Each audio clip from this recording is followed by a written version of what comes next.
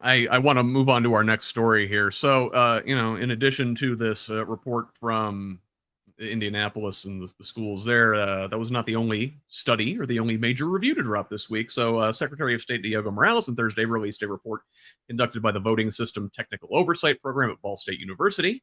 This analysis comes in response to the passage of House Enrolled Act 1633, which directed his office to look into whether changing the timing of local elections and shifting from a precinct-based voting system to vote centers would save money and or increase turnout. And though no formal policy recommendations were made, it found that municipal elections cost almost 3 times as much to minister per vote than even-year elections. Realigning municipal elections with larger cycles could modestly increase participation in the midterms and presidential elections, but would lead to significant increases in the number of Hoosiers participating in municipal contests. Also this weekend, Indianapolis is hosting the National Catholic Youth Conference. Pope Leo spoke to over 15,000 young people via video link on Friday, ruminating on topics ranging from the sacraments and mental health to artificial intelligence and the future of the church. The Chicago-born pontiff saying, quote, "Be careful not to use political categories to speak about faith. The church does not belong to any political party. Rather, she helps form your conscience so you can think and act with wisdom and love." The Pope does not have that thick of Chicago accent, for the record. Finally, in briefs this week, Indianapolis-based pharmaceutical maker Eli Lilly on Friday became the first healthcare company to reach a $1 trillion market capitalization. Lilly becomes only the second non-tech firm to join this exclusive club following multinational holding company Berkshire Hathaway. Their stock price has soared this year, driven by massive sales growth of the weight loss injection Zepbound and diabetes drug Mounjaro. Tabitha, care to comment on either of those last 3 stories before we move on? I'll let Simon have this one. Okay. Well, all right. So I got comments on all 3 of them. So the VSTOP system, if anybody's ever followed what the VSTOP system is about, it's essentially supposed to be securing the integrity of the voting machines themselves. And they're supposed to do the rigorous tests on them. Let me explain how incompetent Diego Morales is in managing that. The program is, like it said, like you said, it's at Ball State University, and I can't remember the department, but the department had. And as an IU grad, I will save my Ball State jokes.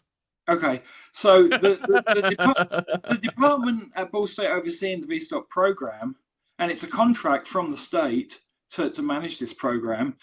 They decided not to renew their domain name, and Ball State University and the Secretary of State's website both pointed to this particular domain name for the VSTOP information. For the past 2 election cycles, that domain name, they forgot to renew the domain name. So for the past 2 election cycles, both Ball State and the Secretary of State's website have been pointing essentially to an Asian casino/porn website instead of the VSTOP program.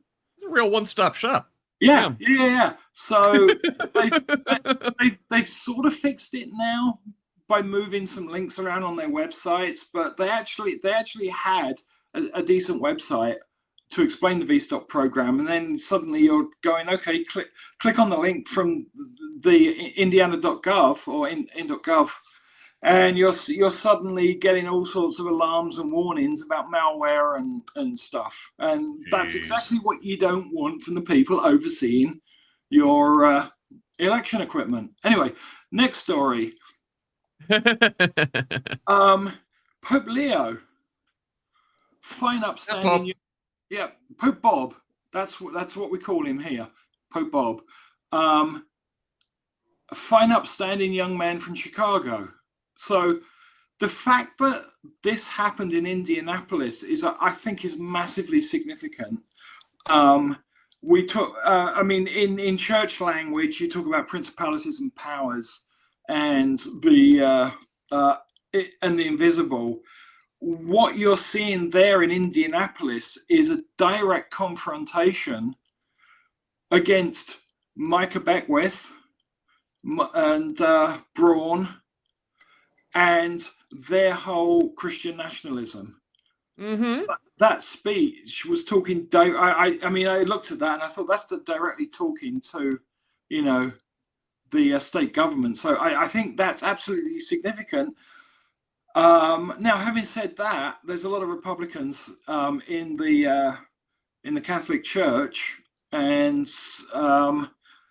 let's hope the kids can take home something that also gives their parents some sort of conscience in order to stand up and do things like we've seen in the last week with the no to redistricting. All right, and then the last one. All I'm going to say is I have personal experience with Mounjaro and these drugs, and I'm saying quite simply that shit will kill you.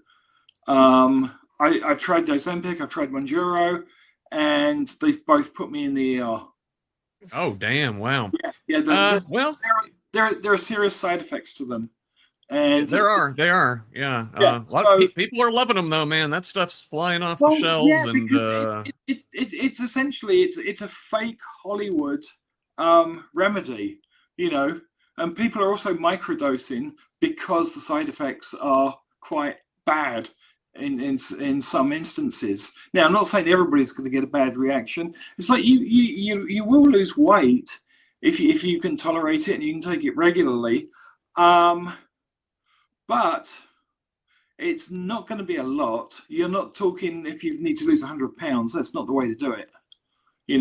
10, 15 pounds maybe. And that's your or that was my cap before I ended up in the ER. So I should pass that's crazy. Yeah. I just want to say one thing, bouncing back to the Pope, that I think will resonate with people that watch sports, right? Amazing that we have a Pope from America that is talking about immigration and how we should treat people coming into our country that represents as ethnic and wears a baseball cap. So, I just kind of feel like the Pope is swinging and I'm here for it.